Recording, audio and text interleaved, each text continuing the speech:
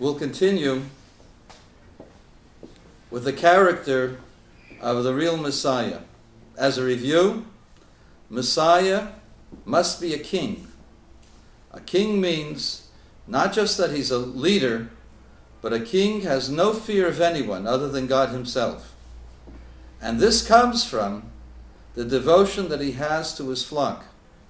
The king is fearless for the sake of his flock and is willing to do anything for them, to direct them. And so he has to be a king.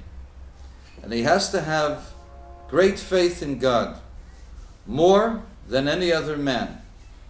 King David was fearless and accepted everything that came his way, because more than anyone else, he recognized that everything came from God. Even when he was being attacked by his own son Absalom, and he was running away from a certain death by the hands of his own child, and he was attacked by a man called Shimei ben Gera, who accused him of murdering his father-in-law Saul and his brother-in-law Jonathan, and attacked him and cursed him in the name of God. King David refused to retaliate, for he recognized that everything that happened came from God. Now contrast this fearlessness, this total devotion to a flock,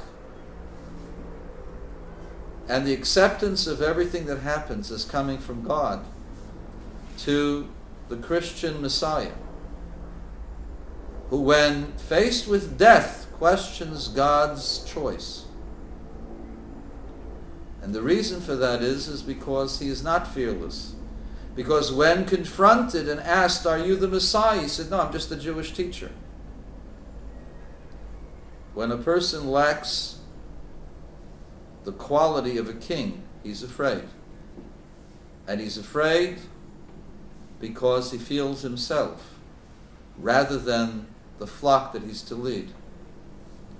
And he does not recognize that everything is coming from God. That's not a Messiah. I want to tell you a story. Who can be the new Messiah, the inheritor of the crown of King David?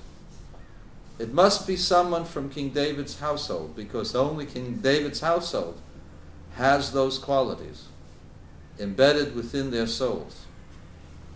We're about to celebrate in another few weeks the 12th of Tammuz, the day of liberation of the great Rebbe, Rabbi Joseph Isaac Schneerson. Let me tell you some stories in the following segments. Rabbi Joseph Isaac Schneerson became Rebbe when the Russian way of life for Jews became transformed radically. The communists decided to uproot every last vestige of religious life, especially Jewish life. 1,000 years of Jewish history was to be destroyed within months, certainly a lot longer than years.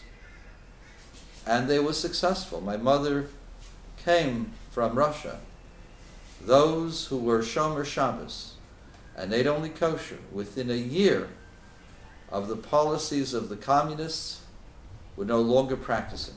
Only those who had connection to the Lubavitcher Rebbe, to the Yeshiva Temchet Mimim, only those remained among 6.5 million Jews, to the point where 99.9% of the Jews of Russia, up until recently, did not know what it meant to be Jewish. They wanted to be, they wanted to identify, but they didn't know what it meant, because there was no Jewish education, except when there was a Chabad Shliach who risked his life and his family's life to give education. Where did this power come from?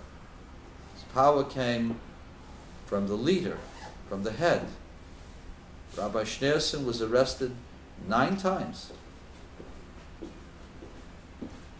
spent many days and months in jail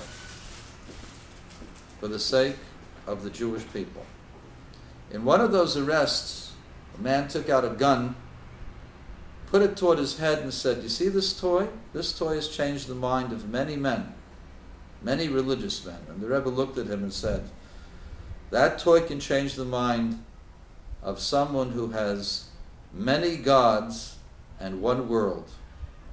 I have one God and two worlds, and your toy does not frighten me."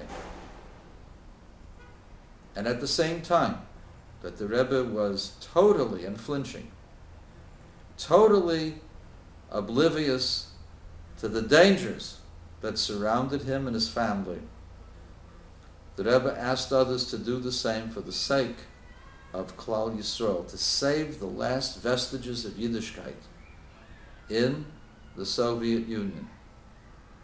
And so many hundreds of his followers went into exile, jailed, many died, in unmarked graves were buried for the sake of Klal Yisrael.